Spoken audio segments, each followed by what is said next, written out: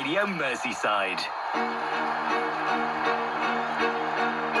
Here we go then. Sean Stiles, thank you very much indeed for another fine 4 hours. Sean and the team will be back at the same time tomorrow. We're getting ready to enjoy the footy just how it should be. Everybody kicking off at 3 o'clock on a Saturday. That is how we like it. Both the Reds and the Blues in action today, which means we'll be splitting our frequencies for the commentaries so you can choose which game to listen to. I'll tell you exactly how to do that very, very soon. There's been a huge spotlight on Liverpool and Mo Salah after the winger delivered that bombshell interview after the Leeds draw last week. The Reds are back in action against Brighton this afternoon. Is it Mo Salah or no Salah? Your BBC Radio Merseyside commentary team at Anfield is Craig Hignett and Ian Kennedy.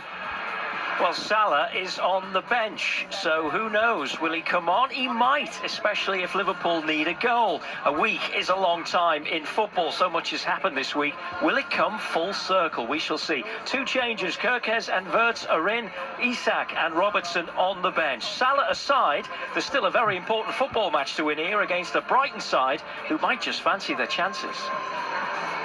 Ian Kennedy, thank you very much indeed. We will hear from Arne Slot, Dominic Szoboszlai, Virgil van Dijk, among others, in the next hour.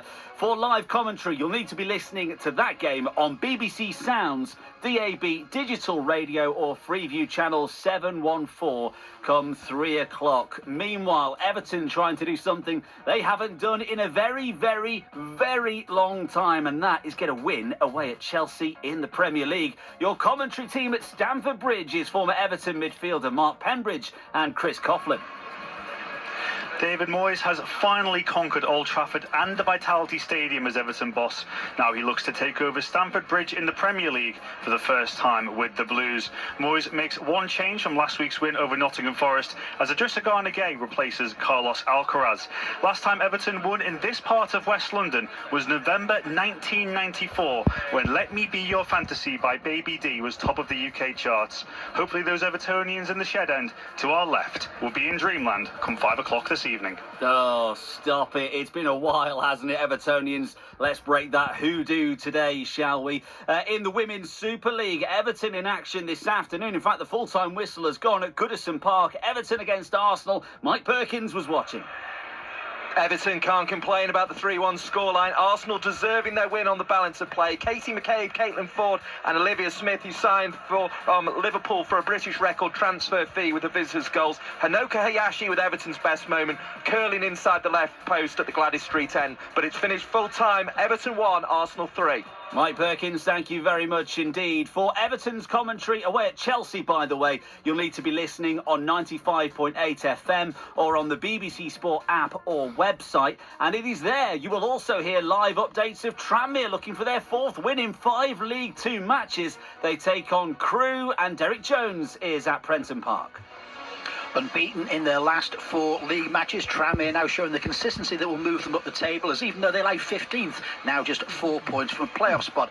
Visitors Crewe winless in 4, they're just 2 points, 3 places above Rovers, so a real opportunity for Tranmere to improve on a home record that has seen just 1 win but 5 draws in the last 8. Team-wise, well, Tranmere unchanged from the side that started at Barrow, no changes on the bench either, and Amari Patrick and Sam Finley still missing from the squad. The 2-0 victory against Crewe here at the end of last season confirmed Tranmere's League 2 status, more of the same, and the fans will be looking for a much higher position this time round. Absolutely, and we've got 2 of our National League North sides in action this afternoon, but it's the 3rd round of the FA Trophy. Marine go to Curzon Ashton and it's Southport against Leek Town at Hague Avenue, where Neil Turner will be watching. The road to Wembley is still very much on the radar for Southport Football Club, with Northern Premier League club Leek Town providing the latest hurdle in the quest. Porter in a rich vein of form currently, unbeaten in their last 8 outings, so it's not too adventurous to describe them as favourites. Neil Dans will have to make a couple of changes, with Jordan Slew and Tom Moore both ruled out, and with Southport having scored at least 2 goals in each of their last 7 matches, it's probable that we'll see goals again this afternoon and Leek live up to their name. from a defensive point of view. Wouldn't that be nice? Neil Turner, thank you very much at Hague Avenue this afternoon. And don't forget, as always, we need to hear from you after the game today. The fan phone-in between 5 and 6 could well be a lively one. Let's see how the action goes. It's 0800 731 9333 to get us on the phone. We've got plenty to chat about between now and kick-off, so let's crack on, shall we? Total Sport. Shoulder to shoulder with the fans. BBC Radio Merseyside. Right, let's start at Anfield, because that was where all eyes were on the team sheet. Maybe a little bit more than usual, Ian Kennedy. Yes, absolutely. But we know the answer now, and Mo Salah is on the bench. So there's a possibility we may see him. A lot of people talking about, is this going to be his last game for Liverpool? It certainly is his last game in terms of the Africa Cup of Nations, because he goes off to that after this game. So he will be away for a while, depending on how long Egypt are in the tournament. But of course, the speculation about his entire future at Liverpool will continue. But obviously, they've been able to sort something out in the short term to enable him to be part of the squad. He wasn't in midweek in the Champions League against Inter Milan. But